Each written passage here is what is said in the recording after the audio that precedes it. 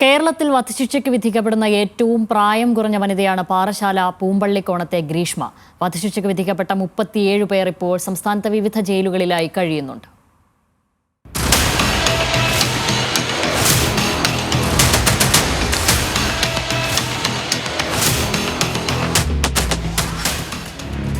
ഇതേ Neyyattinkara additional sessions കോടതി, ഇതേ ജഡ്ജി AM ബഷീർ.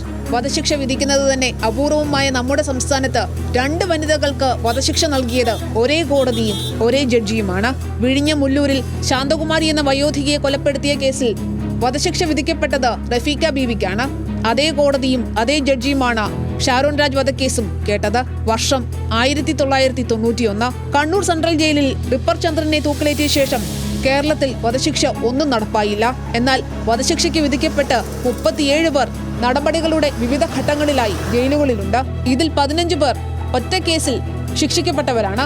ആലപ്പുഴയിലെ രഞ്ജിത്ത് ശ്രീനിവാസൻ വധക്കേസിലാണ് കോടതി 15 പ്രതികൾക്കും വധശിക്ഷ വിധിച്ചത്.